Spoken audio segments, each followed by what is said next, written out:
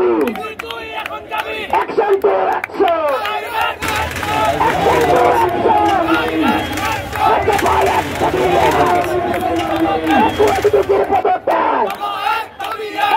এই সন্ত্রাসীদেরকে চিহ্নিত করে তাদের বিরুদ্ধে প্রশাসনিক এবং একাডেমিক ব্যবস্থা গ্রহণ করতে হবে। কিন্তু আমরা দুঃখের সাথে লক্ষ্য করেছি যে কুয়েটের দলকানা ভিত্তি দলান্ধ ভিত্তি মাসুদ সে উল্টা যে সকল আহত শিক্ষার্থীরা ছিল তাদেরকে বহিষ্কারাদেশ দিয়েছে।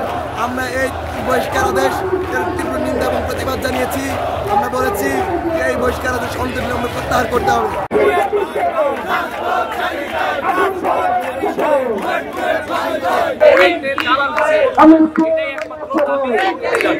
অবশ্যই এখানে বিশেষ শতভাগ দাবি আছে।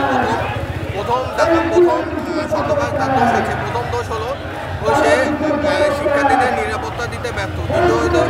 দ্বিতীয় তার এখানে দোষ হলো সে শিক্ষার্থীদের নিরাপত্তা দিতে ব্যর্থ হওয়ার পাশাপাশি আমরা এখনও যারা হামলা চালাচ্ছে তাদের বিরুদ্ধে কোনো শক্ত প্রশাসনিক ব্যবস্থা নিতে দেখিনি এবং কৃষি প্রশাসনকে সেভাবে চাপ দেয়নি।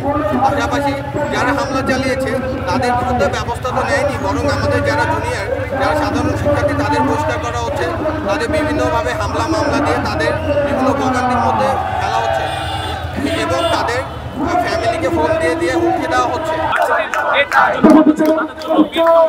পানি এবং গ্যাস মানে জীবন ধারণের জন্য যে সকল প্রয়োজনীয় জিনিসপত্র সবকিছু বন্ধ করে একরকম তাদের পুকুরের মধ্যে বাড়ি দেওয়া হয়েছে।